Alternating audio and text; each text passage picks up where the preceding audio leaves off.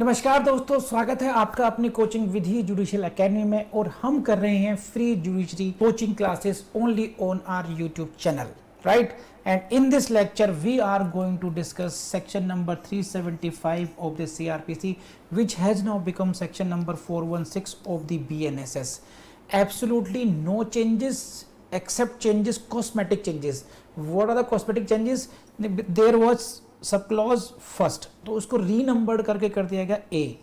Second change क्या है, कर दिया गया बी। सो ए और बी रिप्लेसमेंट है, तो अंडरस्टैंडिंग के लेवल पर कोई चेंज नहीं है। जो बी सब क्लॉज है वहां पर आप पाएंगे कि the word metropolitan magistrate has been deleted from the section.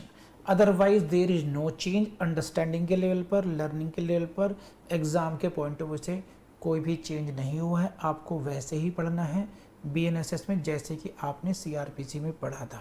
बस अब पहले आप sub clause first and second पढ़ रहे थे, अब आप पढ़ेंगे sub clause A and sub clause B करके। मेट्रोपॉलिटन मजिस्ट्रेट अब आपको नहीं मिलेगा। अब इतनी बात समझ करके now let's start the class. See, section 375, very very important for your prelims and hardly important for your mains. See, what is this? No appeal in certain cases when accused pleads guilty. Pleads guilty समझते हैं, जब कोई accused अपने दोष को उसको स्वीकार कर लेता है, कन्फेशन कर लेता है, plead guilty बोलते हैं टेक्निकली उसको। क्या है? Notwithstanding anything contained in section 374, देखिए लैंग्वेज क्या है, notwithstanding anything contained in section 374. What section 374 says? It gives you right to appeal when you are convicted. 374 gives you right of appeal in case of conviction. But whatever has been written there, कुछ उसमें कुछ भी होते हुए, notwithstanding anything contained in section 374, where an accused person has pleaded guilty and has been convicted on such plea, there shall be no appeal. Conviction तो है, लेकिन conviction का base क्या है? If the base of conviction is the plead guilty, you have no right to appeal. ऐसा नहीं हो सकता कि you will read only 374 कि I have been convicted by the magistrate court, then I have right to file an appeal in court of session. अगर 374 पढ़ेंगे, क्या पढ़ेंगे? कन्विक्शन हो गया है, कन्विक्शन की अपील कहाँ जाएगी? सेशन कोर्ट में जाएगी। कन्विक्शन की रिपोर्ट कहाँ जाएगी? हाई कोर्ट में जाएगी। But no, you will have to see what is the basis of the conviction. If the basis of the conviction is this, plead guilty, then there shall be no appeal. लेकिन यहां पर एक condition है और यहीं से question आता है आपके उसमें, इन्हीं कंडीशंस पे। क्या? If the conviction is by high court, there is no appeal. If the conviction is by court of session, metropolitan magistrate or magistrate of the first class, second class, except as to the extent or legality of the sentence. It means in case of plead guilty also, there can be appeal, but on the limited point. कौन सा limited point है? As to the extent or legality of the sentence. जो sentence award किया गया, जो आपको सजा दी गई, उसके दो पॉइंट पे ध्यान दिया जाएगा। extent,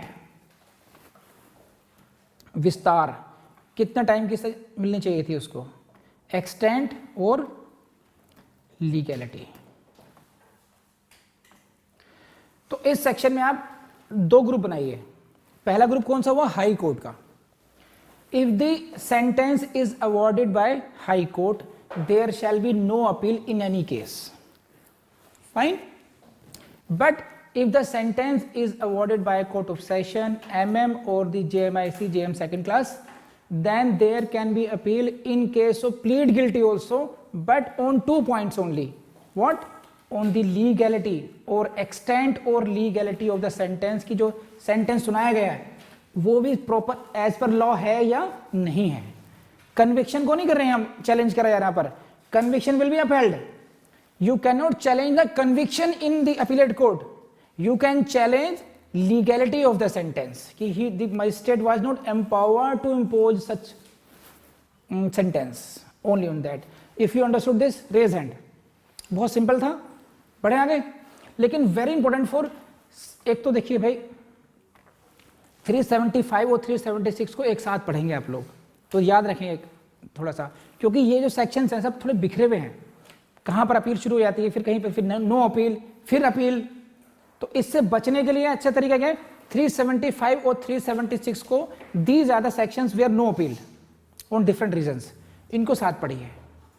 कहाँ पर no appeal in case of plead guilty. साथियों, कैसी लगी क्लास आपको? मुझे पूरी उम्मीद है कि आपको क्लास बहुत पसंद आई होगी। एंड इसी के साथ साथ मैं फिर अपने वर्ड्स रिपीट करूंगा कि don't forget to explore our website vidhijudicial.com, don't forget to explore our app, and don't forget to explore the description of this video as well. वहाँ पर आपको काफ़ी यूजफुल लिंक्स मिल जाएंगे, राइट। ये तो ये करना है। एंड सेकेंडली, एक बड़ी मिस्टेक जो सभी स्टूडेंट्स करते हैं वो है सेल्फ डाउट की। वो बिल्कुल मत करना, सेल्फ डाउट कभी नहीं करना। सेल्फ डाउट का मतलब क्या है, मैं जज बनूंगा नहीं बनूंगा, मुझसे हो पाएगा नहीं हो पाएगा, ऐसा कभी मत सोचना। और एक आजकल एक ये जो आप बड़ा कन्फ्यूजन हो गया स्टूडेंट्स में, 3 ईयर्स की जो आपकी रिक्वायरमेंट है प्रैक्टिस की, तो मैं क्या करूँ इन दिनों? कुछ नहीं करना है। आप अपने आप से सवाल कीजिए, क्या आज आप रेडी हैं? आप खुद से पूछिए कि आपको कितना समय चाहिए तैयारी पूरी करने में, इस एग्ज़ाम को क्वालिफाई करने में, पूरे एंटायर कोर्स को कवर करने में, उसकी प्रैक्टिस करने में, रिवीजन करने के लिए आपको कितना टाइम चाहिए।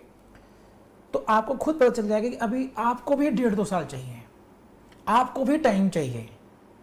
And if it is so, तो don't see towards the government rule, अपने लक्ष्य की तरफ देखिए और आगे बढ़िए। And try to qualify this exam in the very first attempt में क्वालिफाई करने की कोशिश कीजिए। कर लेंगे आप। Thank you very much.